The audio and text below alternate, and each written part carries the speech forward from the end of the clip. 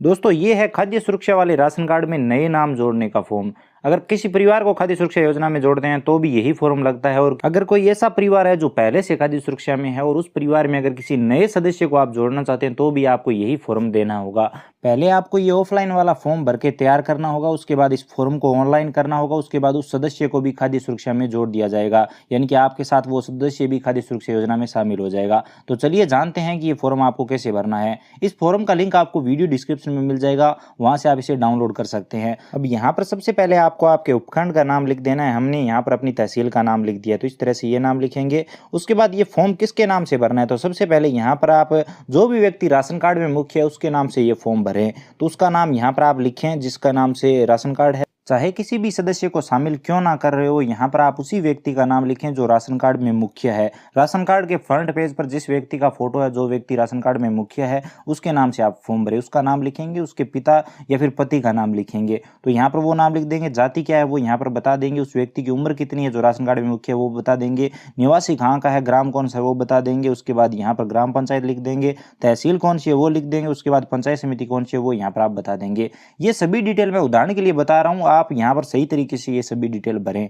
तो इस तरह से भरने के बाद यहाँ पर आपको उस व्यक्ति का नाम लिखना है जिस व्यक्ति को आप खाद्य सुरक्षा योजना में जोड़ना चाहते हो। सदस्य का नाम लिखने के बाद उसकी माता का क्या नाम है वो लिखेंगे, पिता का क्या नाम है वो बताएंगे, मुखिया के साथ क्या संबंध है वो यहाँ पर बताएंगे। तो जिसके नाम से हम फॉर्म भर रहे हैं वो मुखिया है, उसके साथ इस व्यक्ति का क्या संबंध है जिसे हम खाद्य सुरक्षा योजना में जोड़ना चाहते हैं। तो यहाँ पर क्लियर हो गया है कि यहाँ पर आपको ये फॉर्म मुखिया के नाम से ही भरना है। उसके बाद यहाँ पर जेंडर बताएंगे, पुरुष है महिला है। उसके बाद जन्म तिथि बताएंगे जिसे आप खाद्य सुरक्षा में जोड़ना चाहते हैं उसकी। अब यहाँ पर एक बात ये भी ध्यान रखें कि अगर कोई बच्चा है तो भी मुखिया के नाम से आप फॉर्म भरें, और अगर कोई बड़ा है तो भी आप मुखिया के नाम से ही ये फॉर्म भरें, ताकि आपको आगे चलकर कोई भी दिक्कत ना आए। अगर आप मुखिया के नाम से फॉर्म भरेंगे तो इसमें आपको कोई भी दिक्कत नहीं आएगी। तो ये जन्म तिथि आप आधार कार्ड से देखकर यहाँ पर लिख दीजिए। उसके बाद जन आधार नंबर यहाँ पर लिख दीजिए। मैंने उदाहरण के लिए लिखे हैं, आप सही नंबर लिखें। अब यहाँ पर एक बात ये भी ध्यान देने योग्य है कि उस व्यक्ति का नाम जन आधार कार्ड में जरूर होना चाहिए जिसे आप खाद्य सुरक्षा में जोड़ना चाहते हो।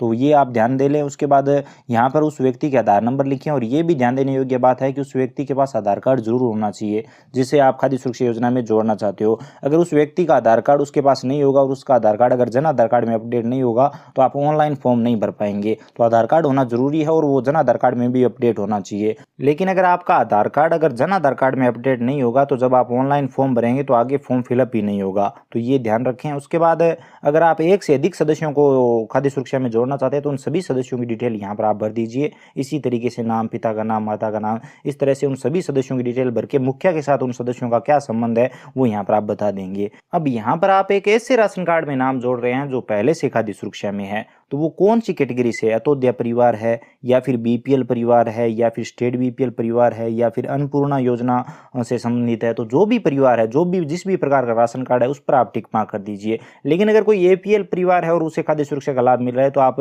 पेन से भी वो लिख सकते हैं एपीएल परिवार और ऑलरेडी खाद्य सुरक्षा में, इस तरह से आप उसे लिख सकते हैं। उसमें भी आपको कोई दिक्कत नहीं आएगी। तो जो भी परिवार है, जो भी कैटेगरी है, वो श्रेणी है, वो यहाँ पर आप सेलेक्ट कर लीजिए। इस तरह से उस पर टिक मार्क कर दीजिए। यहाँ पर जो देखिए नीचे श्रेणियां दी हुई है ये वो श्रेणियां हैं जो पहले से खाद्य सुरक्षा में है। इन श्रेणियों में आप नए सदस्यों को जोड़ रहे हैं तो उन पर टिक मार्क कर दीजिए। यहाँ पर जो नीचे श्रेणियां दी हुई है ये उन लोगों के लिए जो पहले से खाद्य सुरक्षा में नहीं है। जो लोग पहले से खाद्य सुरक्षा में उनके लिए ये श्रेणियां नहीं है, तो इन श्रेणियों से आपको कोई मतलब नहीं है। यहाँ पर आप बताएंगे कि किस श्रेणी के माध्यम से आप इस व्यक्ति को खाद्य सुरक्षा में जोड़ना चाहते हैं।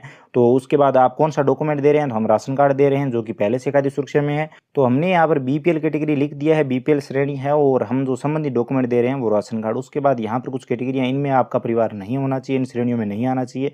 उसके बाद यहाँ पर आपको जन आधार नंबर लिखने हैं। उसके बाद यहाँ पर ग्राम कौन सा है, ग्राम पंचायत कौन सी है, उसके बाद तहसील लिख देंगे और यहाँ पर जिला लिख देंगे। ये सब डिटेल आपको भरनी है, पंचायत समिति और जिला लिख के, और ये सभी डिटेल आप भर दीजिए। और यहाँ पर श्रेणी बता दीजिए किस श्रेणी से आप इस व्यक्ति को खाद्य सुरक्षा में जोड़ रहे हो। जैसे बीपीएल हमने सेलेक्ट किया तो बीपीएल लिख दीजिए। उसके बाद कौन कौन से आपको डॉक्यूमेंट देने हैं, तो आपको एक राशन कार्ड देना है। इसी के साथ यहाँ पर आपको जन आधार कार्ड जरूर देना है। जन आधार कार्ड में उस सदस्य का नाम ऐड होना चाहिए और यहाँ पर जन आधार कार्ड में आधार कार्ड भी अपडेट होना चाहिए। उस सदस्य का आपको आधार कार्ड देना कंपलसरी है और मुखिया का भी आप आधार कार्ड साथ में लगाइए। तो ये सभी डॉक्यूमेंट आप लगा सकते हैं जो जरूरी डॉक्यूमेंट है। उसके बाद अगर फॉर्म सेंड बैक आता है और आपसे अलग डॉक्यूमेंट मांगे जाते हैं तो आप वो डॉक्यूमेंट भी दे सकते हैं, लेकिन एक बार आप इतने डॉक्यूमेंट लगा सकते हैं। तो ये सभी डॉक्यूमेंट लगाइए आप साथ में। उसके बाद यहाँ पर हस्ताक्षर मुखिया की करवाइए जिसके नाम से आप फॉर्म भर रहे हैं। उसके बाद उसका मुखिया का नाम आ जाएगा, मुखिया के पिता का नाम आ जाएगा, माता का नाम आ जाएगा, मोबाइल नंबर और पता, तो ये सब डिटेल आपको यहाँ पर भर देनी है। उसके बाद आता है अगला पेज जो कि एक शपथ पत्र है। ये शपथ पत्र आपको मुखिया के नाम से भरना है। मुखिया का नाम आ जाएगा, मुखिया के पिता या फिर पति का नाम आ जाएगा, निवासी कहाँ के है वो यहाँ पर आपको बता देना है, और यहाँ पर लास्ट में मुखिया के हस्ताक्षर, दिनांक और स्थान का नाम भर देना है। ये सब डिटेल आपको शपथ पत्र में भर देनी है। अब यहाँ पर आते हैं कुछ जरूरी सवाल या फिर यूं कहें कि कुछ कन्फ्यूजन।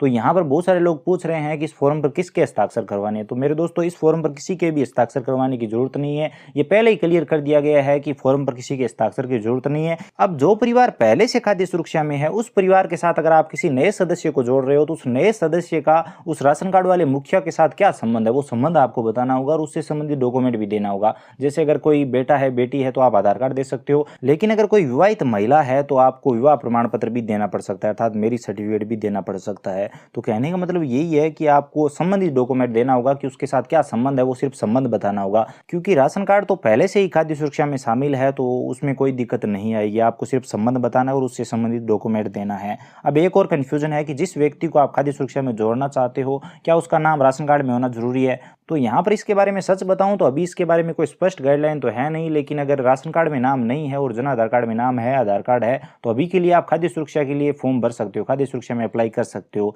लेकिन आपको राशन कार्ड में नाम जुड़वाना होगा, क्योंकि ये क्लियर किया गया है कि राशन कार्ड और जन आधार कार्ड की सीडिंग होनी जरूरी है, तभी आगे आपको खाद्य सुरक्षा का लाभ मिल पाएगा। बाकी इसके बारे में अधिक जानकारी के लिए आप अपने SDM ऑफिस से कॉन्टैक्ट कर सकते हैं, वहाँ से पता कर सकते हैं कि आपको क्या करना है। बाकी अभी के लिए आप खाद्य सुरक्षा का फॉर्म भर सकते हैं। ऑफलाइन फॉर्म किस तरह से भरना है वो मैंने आपको कंप्लीट बता दिया है, लेकिन अगर आपका परिवार खाद्य सुरक्षा में नहीं है तो उसके लिए ऑफलाइन फॉर्म कैसे भरना है उस पर भी मैंने कंप्लीट वीडियो बना रखा है। ऑनलाइन फॉर्म कैसे भरना है उस पर भी कंप्लीट वीडियो बना रखा है, तो वो वीडियो आप देख सकते हो।